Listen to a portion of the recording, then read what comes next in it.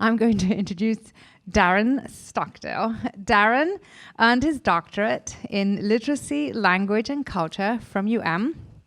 He works at UM's Center for Education, Design, Evaluation, and Research, where he manages the instructional and program design projects, including the teacher resources at today's workshop. That amazing set of resources on your table.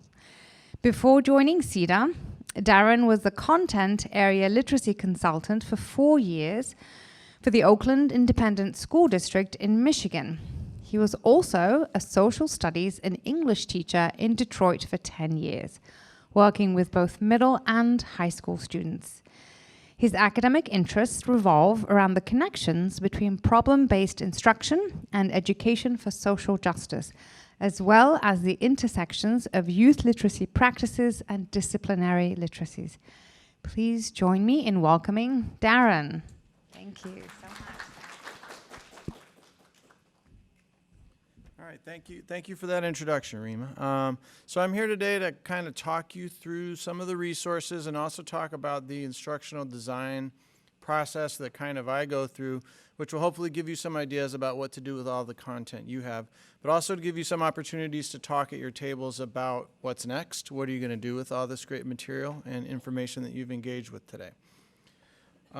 So we're actually just going to jump right in. I'm going to give you a chance to talk at your table. So I use a lot of visible thinking routines. If you're not familiar with them and you're a teacher, just Google visible thinking routines. It comes out of Project Zero at Harvard.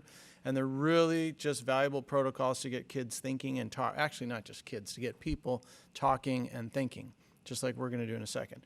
So what I want you to do is think about everything that you've learned today, all this information, and think we're going to do something called Connect, Extend, Challenge. How did what you learned today connect to what you already knew and thought? How did what you learned today extend your thinking? And how might it have challenged your thinking in different ways? You don't have to come up with an example for all of those, but try.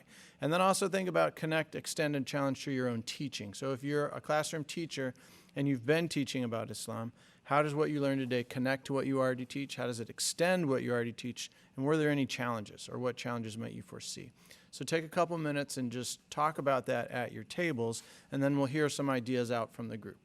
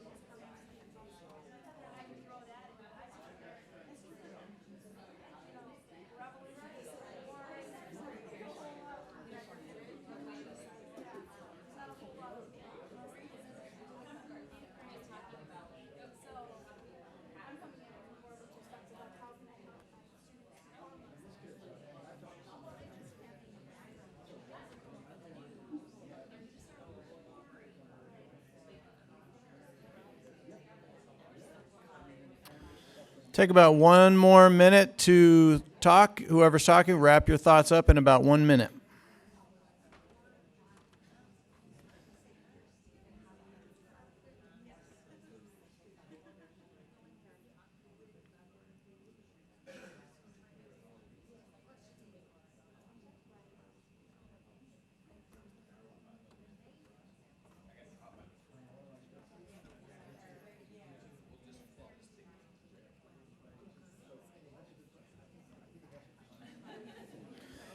Okay, if you go ahead and pause your conversations, I promise I'll give you a chance to talk again.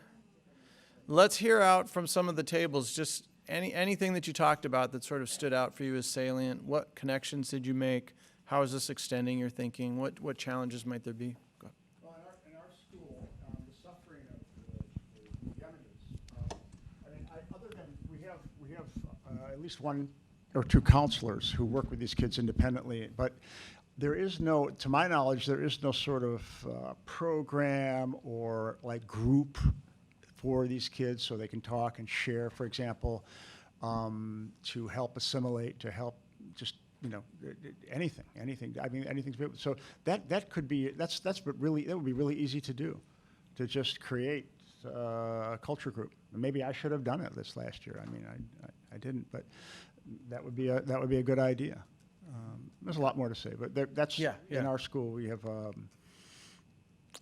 large, increasing Yemeni population. Mm-hmm. So you've identified a way that this might extend your programming, and also a challenge that comes in through the setting of the school. That this is a new population that your school hasn't really figured out how to really meet their needs yet. Yeah.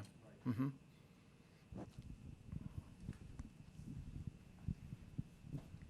So one of the things that that came to me during Jay's presentation about extending my teaching was I'm currently working in a Catholic community, and so when she was talking about Islamophobia, and that history of Catholicism, I think that could be really beneficial for my students to kind of understand that this is a cycle that has repeated itself amongst several religions, and you see yourself in this place today, but what were things like 100 years ago?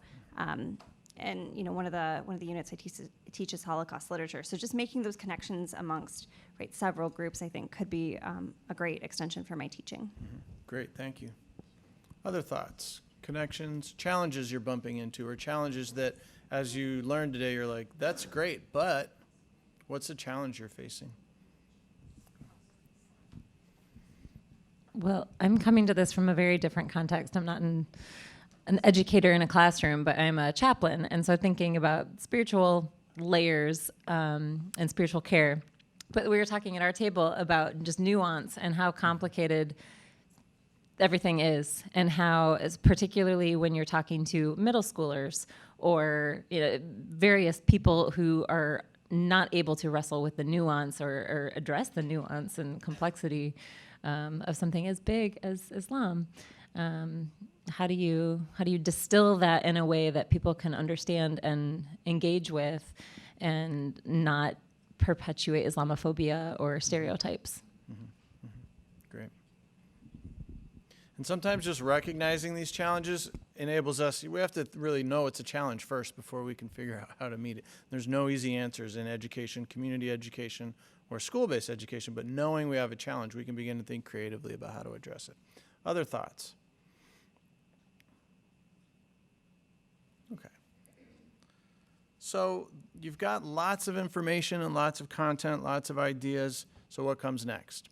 So I'm going to talk about, in an instructional context, what you might do with all this information, or how you might do a little digging and create similar materials. So some of you might be teaching in community contexts or in different content areas where some of this doesn't exactly line up. In which case you can take some of these broad ideas and start creating your own learning experiences for kids. So I'm going to just kind of talk through my own approach to how I go about designing some of this, which will help you understand the lessons that are in here, and maybe also give you some ideas, or probably just reinforce some things that you're already doing if you're a classroom teacher. So the first thing is that if we want to frame learning, we're not going to frame learning around a topic, but really around a problem or a question, right? It's not a new idea, but it's a really important one. We have to reframe information as a question or a problem. So we want to do inquiry-based learning in humanities and social studies. We know that kids learn better and retain information better when they're doing and engaged in inquiry. It's harder to set up. It takes more time as a teacher, but we know that's the way to go. When we frame a problem or a question, we don't necessarily jump right to that. Sometimes we think about our course, we think about the content we have. Maybe we start with a content expectation. We might start with a set of resources. You go to a PD and you've got some resources and this gives you a new idea. Sometimes it's about your students and your community. So if you think about these kind of influences here, you have your course and your content or what you want people to learn. You have the expectations, what the state or whoever sort of over you is saying you need to impart to your learners. You have to consider your available resources. You might have a great idea to teach about, but if you don't have good accessible resources, then find something else. And you have to think about who your students and community are and how you're going to adapt those resources.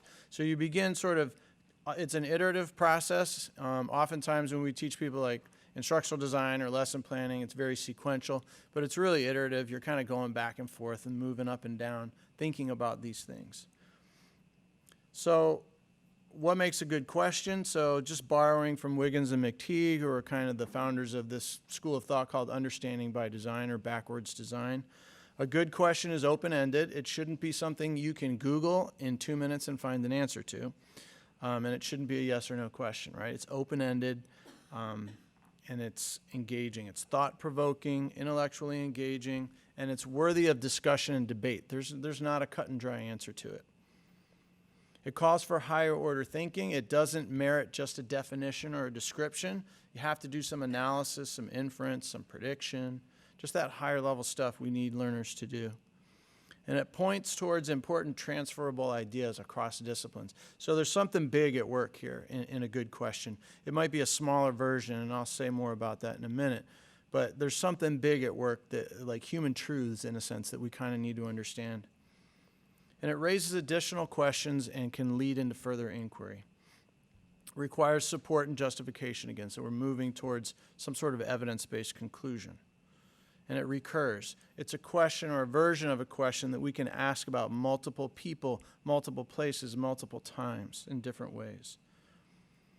So when I'm working with social studies teachers, and you can vary these up for humanities or English and other things, we talk about conceptual frames that can help create a really good question. Almost every historical question or social science question can be connected to one of these thinking frames, right? What makes a turning point? Cause and effect. How do we understand change over time? Leadership and decisions. Continuity, and continuity often goes with change. What stays the same and what's different? Depth of impact. When something happens, how deep of an impact is it? Breadth of impact. How many people did it affect? What are the social divisions, social hierarchies in institutions, conflict, tension, power, critical mass? These are kind of the things that social scientists look at and think about so we can use them to anchor really good questions. So what does that look like? So this is a content expectation from high school world history. Give you a moment to look at it. They're not written to be easily digestible. Analyze and compare important hemispheric interactions and cross-regional developments, including the growth and consequences of an inter-regional system of communication, trade, and culture exchange during an era of increasing regional power and religious expansion. That's the big one. And then an example might be the growth of Islam and Dar al-Islam. Explain the significance of Islam in an interconnected Afro-Eurasia. That's all. Just do that. Okay. So how do you even begin to wrap your head around something like that? And this is like one of 50 that a teacher is supposed to meet. So it's not a great system the way we've got it set up. But what you do is you take this and you begin to think about what's a case study or a specific example. I can't teach all of this. There are whole graduate courses that are trying to answer these questions, right? There are books and books written about this topic. So what's a piece of it that I can sink my teeth into? How do I begin to think about this? Well, we go back to what are really interesting questions that I could ask at multiple points of time and place. How do the beliefs and ideas that shape human societies move and change across space and time? How do beliefs and behaviors move and change? How does a belief system that begins over here get over here, and what happens to it once it gets there? I can ask that question throughout all of human history, before human history, if I want to, depending on how you define humans in history. That's a question that there will never cease to be new answers to, right? So it's a really good question, but it's too big to answer in a high school classroom. So we start shrinking it down. How do new belief systems change an existing culture? How does that culture in turn change the practices of the belief system? Change isn't one way. You've heard examples of that today. So we start going a little bit smaller, and I'm going to keep going smaller until I get a question I can answer in my lesson. How do beliefs and ideas, same thing, change and move? How do new belief systems change? You saw that one. Now I get more specific. How do these processes, and I could rewrite this, play out with respect to, let's say, the introduction of Islam to Southeast Asia? How did Islam get to Southeast Asia, and what happened once it got there? Did it change Southeast Asia, and did Southeast Asia change the way Islam was practiced? That's something I can begin to answer in a couple days of a lesson, because you got one in here that tries to answer that. It doesn't answer it completely, but it gives students can begin to wrap their head around the history behind that and some of the diversity and regional variation of Islam as it happens in Indonesia versus Myanmar versus the Philippines, where there's some really different experiences happening and political tensions that get wrapped up in some of the religion, right? And then I go, so if I take that as my question, and from a project-based learning frame, now there's a bunch of stuff I need to know in order to answer that question. And in project-based learning, those are referred to quite simply as need-to-knows. What do you need to know? What is Islam? What is Southeast Asia? How do I define? Different people define that differently. It's a human construct as a region, right? Regions are made up. I could come up with a different definition than what is normally accepted and come up with criteria that expands or shrinks what I consider Southeast Asia. So I need to define that.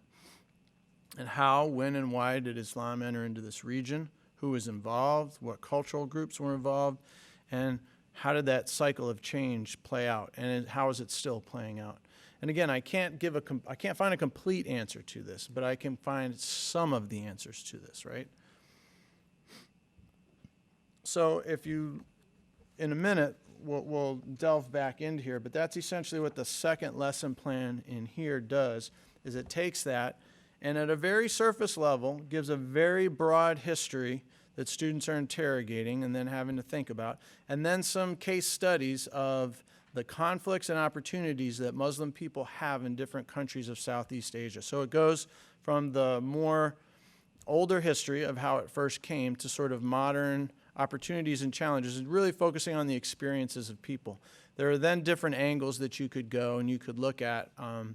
Music is really fascinating in Southeast Asia. You could look at some of the Indonesian forms of music that are Indonesian in cultural origin, but that now play an important role in the practice of Islam in Indonesia. And we'll look at another example of that in a minute. But so there's a lot of variations you could go. That's kind of the fun of teaching something new. You do a little research and find some cool examples.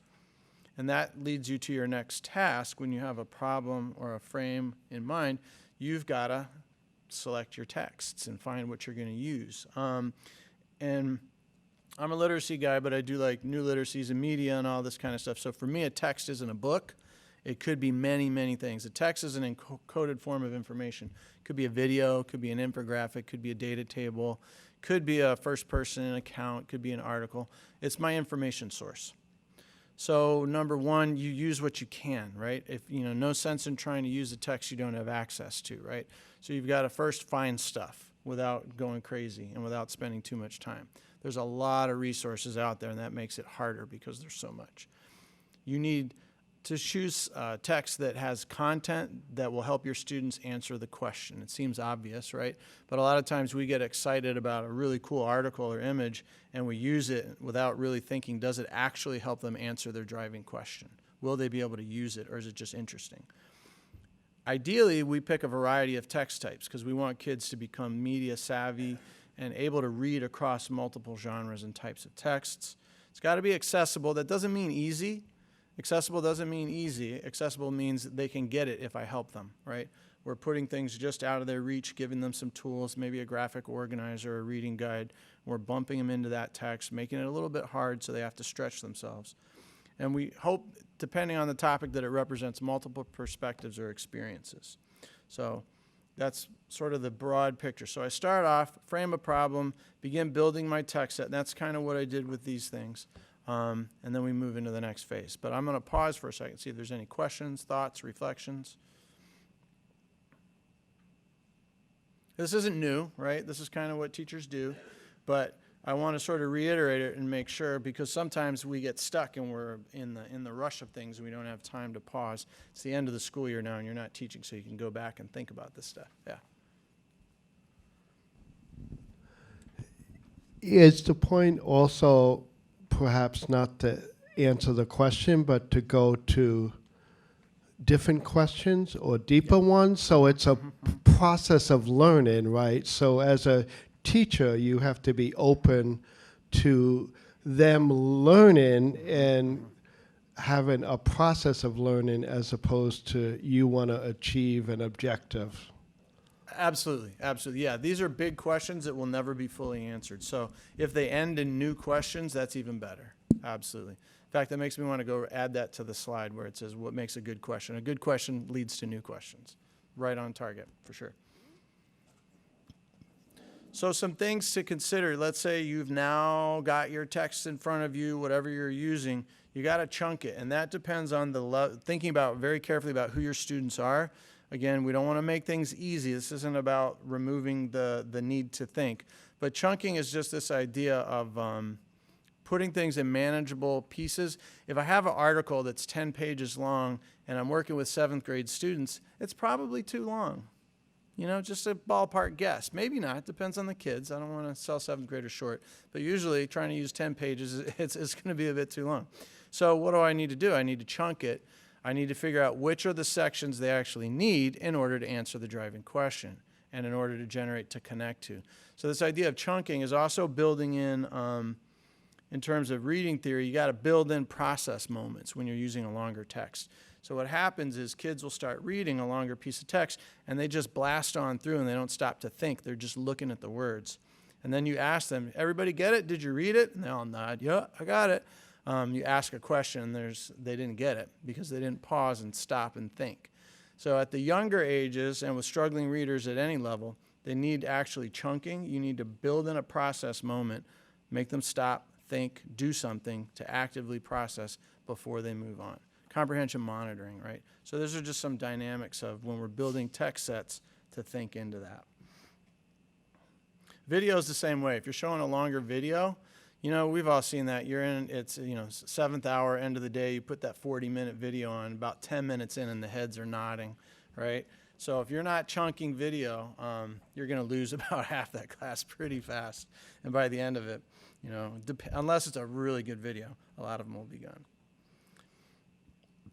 So then I'm launching into a new topic here. I've got a really cool problem, a cool text set. I want to make sure my readers are ready for what I'm going to put in front of them. This is a little, oh, you can read that. So first thing I need to ask is how much background knowledge do they have about the topic? What is the knowledge assumed by the text? If I'm teaching about Islam in middle school in Dearborn, where most of my students might be Muslim, that's a different social context than if I'm teaching in Clarkston, Michigan, where maybe 1 or 2 or maybe none of my students are Muslim. And so the depth of background knowledge in the two different classrooms is going to really vary widely. And I just need to keep that in mind as I'm planning my activity. What do they know? And the text comes into play here because the author of the text assumes that the reader knows something already. So your question when you're prepping a text is, what does this author assume that the reader already knows? And do they actually know it? And if your kids don't know what the author thinks they know, you need to build it before they read it or else they're really going to struggle, right? So you do some prep work. And that can be really fast, a mini lecture, a video. But we always prep, like preview a text and ask yourself, what does the author assume the reader knows, right? You got to build a little background knowledge sometimes. Engagement matters. Do students feel connected to this question? How can you connect them to it? How can you present it to maximize connection? Oftentimes finding a youth connection. So we're talking about Islam in Southeast Asia. I'll show you a video clip in a moment. But there's some really cool youth things happening that young people are doing. with music genres that kids in the United States like, that is happening in Muslim communities in Indonesia. So they can connect to, like, oh, they listen to similar music that I do. And we build that connection. We find that entry point to get them more engaged. Then we want to consider them, who they are as readers, listeners, viewers. Think about their strengths, but also the challenges they might have. And just take these things into consideration. And develop activities with text then that are going to work to their strengths and build in their areas of weakness, right? So that, again, that could be a reading guide, it could be a graphic organizer. But the goal here is to make the students do the thinking, and we're not just passing out. What you'll notice if you look through the readings in here, they're not like simple. There's a couple kind of reading guide type things, but most of them aren't worksheets where a student just has to hunt and search for an answer, because our kids are really good at that, and they don't need any practice anymore in finding an answer, a literal answer. They already know how to do that, so we need to give them higher level tasks now. Questions on using text or finding text? Kind of going through this. I'm going to give you some time to dig into this and talk in a couple minutes, but and again, text being writ large, you know, it could be a video, a guest speaker could be considered a text. If I have a guest speaker in, my students should have some questions in mind that they're taking notes and they're listening to. I always want to make sure they're actively engaged. And even if I have a guest speaker, I'm going to ask them to pause and have students jot some notes down, maybe turn and talk, and then ask some questions, right? It's all about this idea of chunking, is not just plowing ahead when we start losing the students. I say this as it's the end of the day and I'm plowing ahead, right? So I'm quite aware of the contradictions. But you're going to have a chance to chat again at your tables in a minute. So when we're so now I've got my problem, got my content goals mapped out. I've built a little text selection, thought about who my kids are, thought about what I want them to take out of this, or who my learners are. It might not just be kids. And so now I need to provide opportunities for them to use the text to answer the question. It's not to answer a bunch of questions, it's to answer the question, right? To figure this thing out. They don't have to answer it completely, but to give back some data-informed conclusions. So they're going to read it, they should be writing informally, and they should be talking about it. So we use the phrase like read it, write it, talk it, and that can go in any order. Talk it, write it, talk it, read it. But you got to be talking, reading, and writing in order to learn. Collaboration and collective meaning making, super important. Kids need the opportunity to process. They need also structures and protocols to help them do this productively, and can't just be set free and loose, you know, here, talk about this, because oftentimes they'll quickly drift off task. But given the right question, they'll jump right in. Activities need to clearly connect to that problem in question and constantly circle back. How did this article inform your answer to this larger question? What are we pulling out of it? So it's this constant circling back. Scaffolds, talk a little bit about scaffolds in a moment, but scaffolds need to be in there to help students meet any challenges. If there's no need for scaffolds, it's probably too easy. Like if they don't need a little bit of support, it's probably too easy for them. And we need to clearly connect, again, that activity, everything cycling back to building this broader understanding. So what are scaffolds? Scaffolds, if you think about a building, I mean, teachers, you're familiar with this term. Scaffold is something you put next to a building as you're going up to provide support, and you remove the scaffold when the support is no longer needed. So in teaching, a scaffold is a support that gets removed when it's no longer needed, right? It's supposed to mediate between the challenge of the text and the concepts and where your learners are at. As they get better and they become more independent, you remove that scaffold. Again, these could be graphic organizers, they could be specific types of questions, they could be particular reading strategies that they're using, and they get removed over time. So they help students, but still force them to do the thinking on their own. And then they address clear needs, areas of need at the interaction of readers and text. I'm going to go back. So take a moment at your tables and just talk about the types of scaffolds that you currently use and or the challenges. And if you're not teaching in a classroom, just think about the types of supports you give when you're in any learning context to people. And what are the challenges that people face when dealing with complex questions and texts? What are the things you're bumping into? To have a quick conversation about that.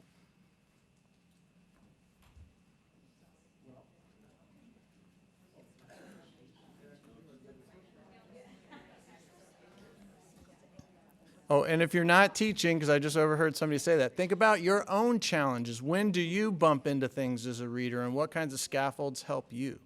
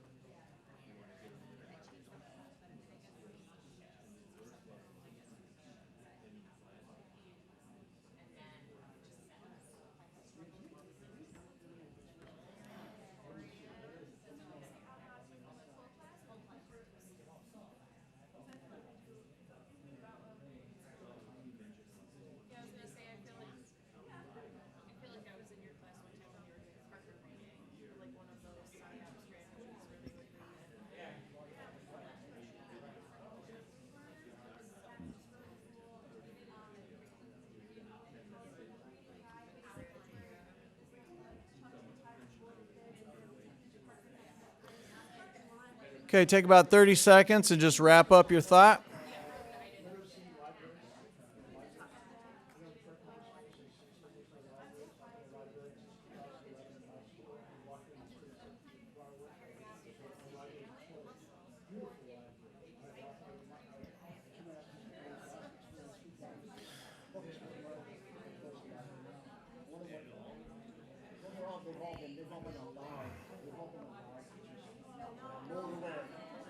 Okay, let's come back together. If you could pause your conversations. All right. Couple thoughts. So what did you talk about? What are the things that you're concerned about, or sort of reading challenges or scaffolds that you use that help students, help learners?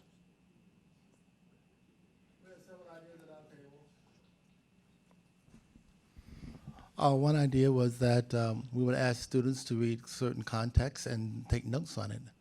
Another idea would come up with a matrix of different ideas, like, for instance, cowboys and Indians, and what do you know about cowboys? What do you know about the Native Americans? And write those down to give kids an idea of what they know and what they don't know. And also, as a librarian, I would pull books on basic areas, like if a teacher would come to me and say, well, we were studying, the Native American culture, I would give them books that describe different nations, different Native American nations, and different authors in that area. Great.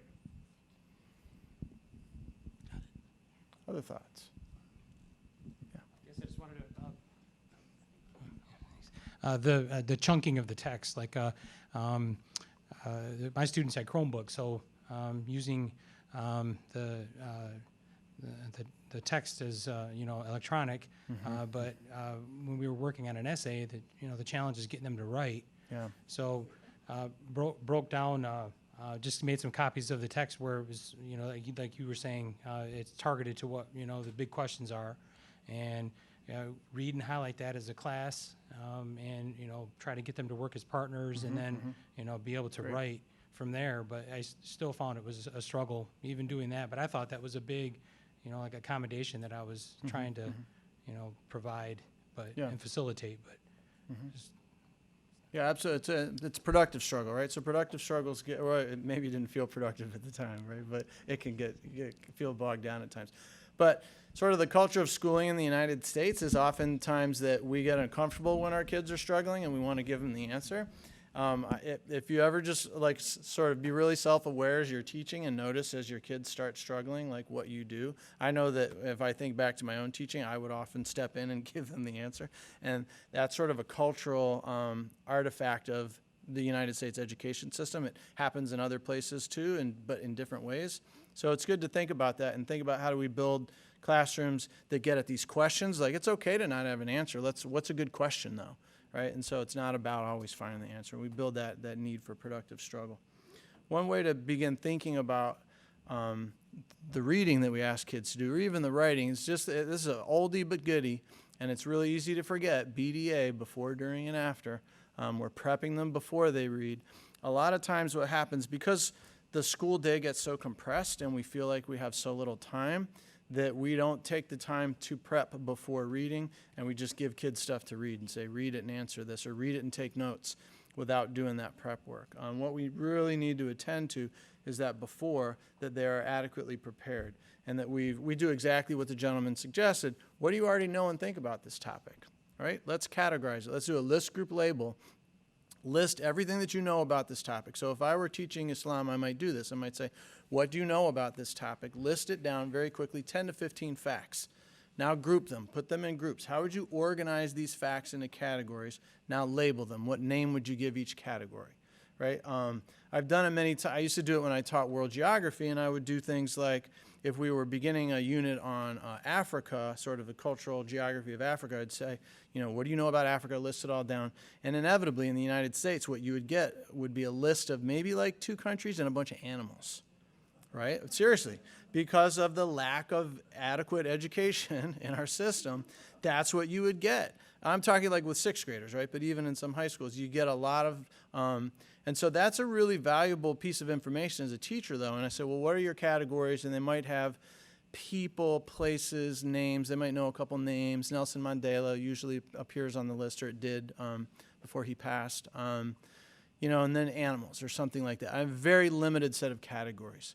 So then what you do is, you teach your in-depth unit, you get some really good stuff going on, and you return to that list group label at the end, and you have students, now what do you know? Let's see if we can add some depth to this. And you have a very visible representation of the change in their learning. The categories get more conceptual, they get deeper, and there's brand new categories that weren't even there before, like cultural diversity, like linguistic diversity, all these different things that we want kids to understand. The diversity, the fact that there are these really large technologically advanced cities on the continent all over the place that kids just didn't know oftentimes. So we pull those things out. So those are the types of before reading activities we do where we're just getting them curious. In the Southeast Asia lesson in here, it's how do you think before modern technology existed, how did ideas spread? Before we had the internet, before we had radio, before we had telephones, how did ideas get from place to place? Just to get them to think about that. It's pretty basic, right? People moved. Well, how did people move? Whatever transportation. So we begin connecting the spread of culture and religions to transportation, to trade, to the movement of people into these broad patterns. Kids can do that. They just need the right prompt, right? So they can begin answering that question. So they do that before they do any reading. We're using their logic and what they already know about the world to answer this question. Then while they're reading, they should be doing something or pausing and answering a good open question or creating a graphic organizer or taking notes. They need to be taught how to take notes at any grade.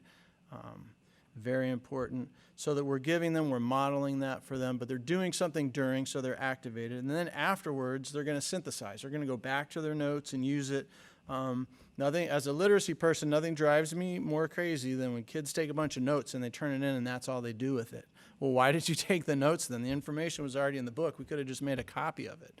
If you're having them take notes, they should do something with those notes. They should analyze them, synthesize them, come up with something. That's why in the real world, if you're in academia or you're doing some scholarly work or you're a problem solver in the business world, you only take notes when you need them. You don't just take notes to take notes. You do it to solve a problem or answer a question.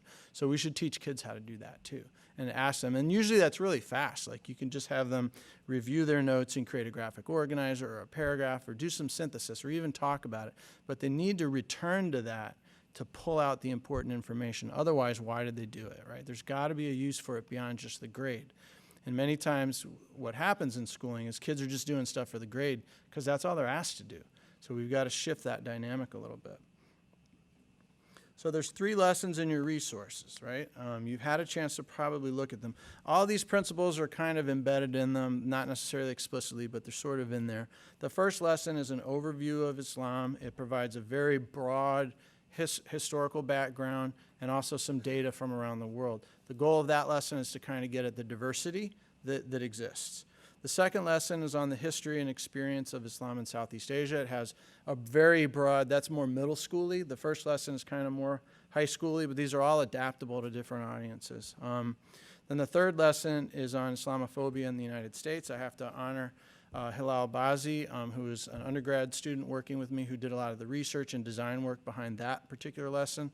So that's really cool that a kid from Dearborn was able to contribute to your lesson. He's from a Fordson graduate and is now in his second year entering into U of M School of Foreign Public Policy and is one of my interns.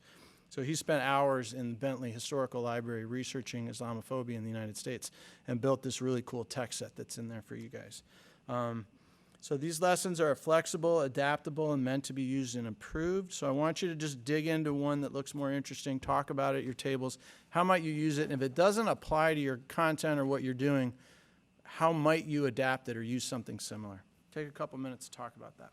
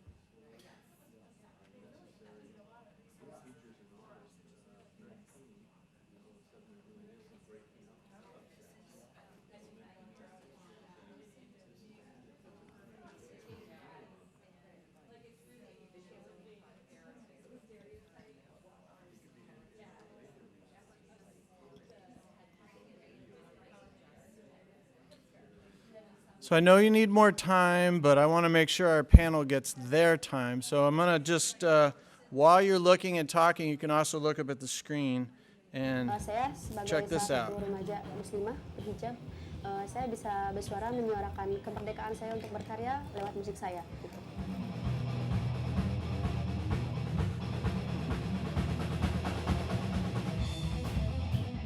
Awalnya keluarga saya nggak mendukung ya, sampai saya pernah dikurung di WA kakak. Tapi alhamdulillah sekarang udah dapat support yang lebih dari keluarga, dari teman. Semenjak kita sering tampil di TV di televisi nasional. Televisi nasional.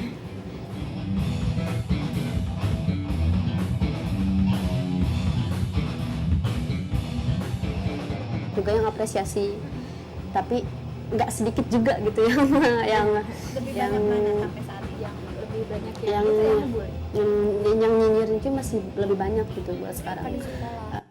You can look them up. There's a link to this stuff in there. They're super cool. Point being of their experience and they're saying, you know, that they're not accepted fully, but they're doing it to sort of claim their space, right, and use their voices. So that's something that youth need to see as an example, that there's no place where everybody has the same interpretation of any religion and it's all happens the same way, where there aren't some disagreements over what fits and what doesn't fit. That just doesn't exist in any belief system. That there's different ways to be and to own that. So one thing you might do is have kids close their eyes. This is what I would do. I would have kids close their eyes and put the music on and say, imagine the band. Because they're not going to imagine these little girls. Maybe, but probably not, right? So that might be a fun exercise to sort of break with stereotypes. So playing with the senses, by the way, is a really good way to introduce something to. Have them close their eyes, listen to something that's surprising, and then show them that. And then don't give them any more information about that until they ask for it, because then we've created a need to know, and then they get the lesson, they want to know some more, so you kind of hook them. I want to wrap up very quickly and just talk very briefly and just kind of get your thoughts on building classroom climate and culture, because this becomes super important. This deserves a whole nother session, but before I'm delving into, particularly depending on the demographics of my class, I want to make sure it's a safe space. So if I have Muslim students in my class and I'm engaging with teaching about Islam, I need to do so in a very respectful way. And one of the things I need to not do is expect them to be the expert or put them in a position where they're speaking up as a representative for their belief system. If they want to do that and share, more power to them, right? But I shouldn't expect that as the teacher. It's a situation that students of color often get put in, where they might be, especially in places like this, at the University of Michigan, where if you're dealing with issues of race or class in a particular, where everybody kind of unconsciously looks at the one student of color in a classroom. And there are many classrooms in the University of Michigan where you might have that. It's a very uncomfortable and sort of unfair position.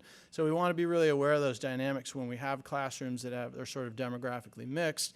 And just giving that space, creating that safe space, and building that classroom culture where students can participate on their own terms, and they define that, and they are able to stay silent if they choose to and not share about their personal beliefs and practices, but if they want to, they feel safe enough to. Because what we're doing is also, the safe space is that when we teach about religion in school, we do so from a point of understanding and respect, and it's about learning about the diversity and honoring the diversity of the human experience, right? And so every belief system is approached from a similar vantage point, where we're just learning about it as a way to understand our brothers and sisters on the planet, right? So we got to build that climate in the classroom from day one before we delve into these things. Yeah. How do you create that safe space in your classroom? Yeah. Do you say, well, we have a black person here, so we're going to be sensitive to his needs or his opinion? Yeah. How do you make that happen? Yeah.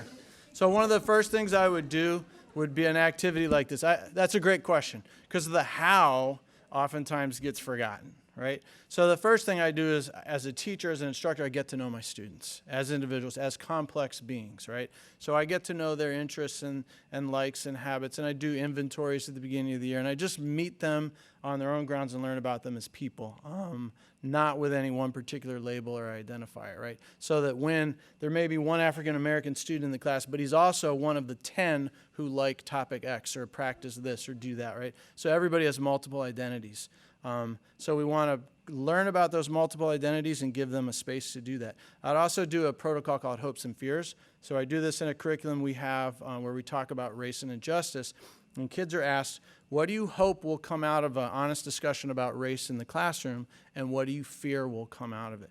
And it's a really fascinating, and it's anonymous. They do this on these little slips of paper, and then they turn them into the teacher. We mix them up, then they get passed out, and each student reads what somebody else wrote. And we start with fears. And what happens in a mixed race classroom, happens every year when we do this, is the students of color will say things like, I'm afraid one of my white friends is going to say something stupid and make me mad. And half of the white students are writing, I'm afraid I'm going to say the wrong thing and somebody's going to get mad at me. I have tons of data like that showing that kids are having. And what happens is when you voice that anonymously, it becomes a little bit safer, and everybody kind of laughs at it, and it breaks the ice, and it's like, and then we say, well, what do we do? what do we do if somebody says the wrong thing? And nobody's named, and it's not sort of about one group or another group, but we just have this honest discussion about, so what do we do, guys? And kids have good suggestions when they're asked. They know how to norm these things usually. And you say, well, let's figure out what we're going to do if somebody says something that upsets you. What are some things you can do? Well, you can ask them to clarify or restate. Don't get mad. Push their thinking. And then we can open it and say, you know what? Sometimes somebody's going to say something that's wrong, and that's not an okay thing to say, and you're going to get mad, and that's okay. It's how you respond to that, but it's also honoring that there are times we're going to get mad at somebody else because they say something messed up, and it's okay to get mad then, right? There's nothing wrong with that anger, but what you do with it in the classroom context matters, and we're going to build processes for dealing with it. So I would start something like that, right, and then build that up. Depending on my relationship, if I'm in a situation where I've only got sort of one student, I'm dealing with some painful issues that might pertain to that student, I'll pull them aside after school or in the morning and just have a chat with them and touch base with them and kind of honor their experience and invite them in, but also invite them to stay silent if they choose. There's a lot. It involves a lot of negotiation and learning, and I mean, I've done it wrong. You know, the other thing is you do it wrong and you admit it. I've had to admit to students I handled that wrong when you got mad, and I wish I'd learned better. And then they really honor that and respect that. So it's a learning process, but it's what we have to do, right? It's what we want to model for them. So I'm going to wrap up with that because I want to make sure the panel has time. But I want to thank you for your attention. My email is probably not on here, but I'll be around afterwards. So if you want to continue the conversation, just touch base with me, and I'm happy to continue to engage. Thank you, Darin. Please join me in thanking Darin. Thank you so much.